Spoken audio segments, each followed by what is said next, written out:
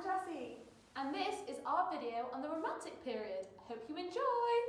The word Romanticism, or romantic, was first used to describe the change in art and literature, and then was used to describe the change in musical style during the 18th century.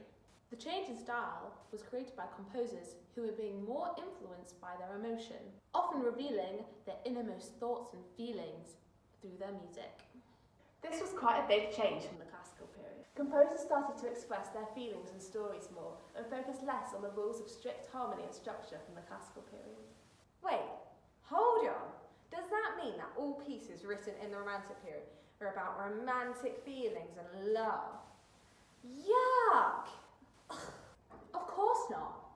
Romantic music can be about negative or positive feelings such as sadness or anger. Romantic composers were often inspired by poems, books, and other forms of literature. Some were even inspired by themes such as love, seasons, nature, or even magic and the supernatural.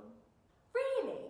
There are romantic songs about magic? Whoa! So I know about Baroque composers like Bach and classical composers like Mozart, but I don't know any romantic composers.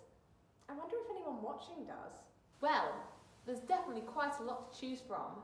However, some of the most famous include Mendelssohn, Chopin, Wagner, Berlioz, Brahms, and Strauss. All of these composers wrote thousands of pieces between them. Some of the pieces were very short for small groups of instruments, but others were really long for huge orchestras, even bigger than those seen during the classical period. Here's an example of a romantic piece you may recognise.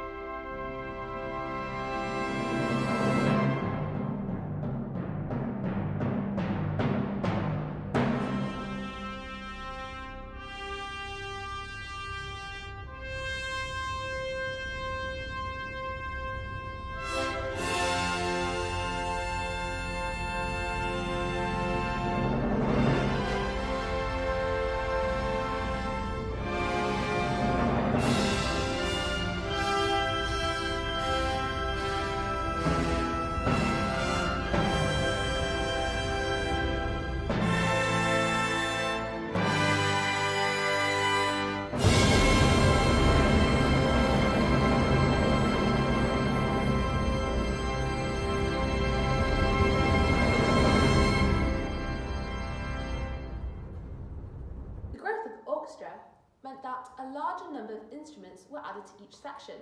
Completely new instruments were added as well, such as the tuba, piccolos, contrabassoon, and new percussion instruments such as the bongos. Some instruments were even adapted and changed to allow them to play more notes.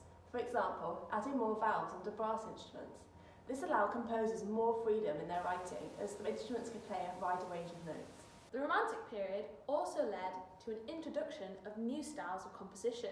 Some of these included the German Lied, which was a piece composed for a solo voice and a solo piano, program music, which tells a story, incidental music, which is music that is specially composed for certain points of a play, and suites, which are several pieces of incidental music gathered together to form a play, such as Swan Lake, Sleeping Beauty, and The Nutcracker.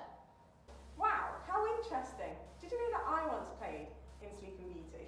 Oh really? What did you do? I slept all the way through it. Of course she did. The purpose of romantic music was different to that of older music such as classical or Baroque music, which was written for entertainment or for the church. Romantic composers weren't worried about entertaining or the church for that matter. Instead, they wrote music as a way to express their feelings, The audience could just take it or leave it.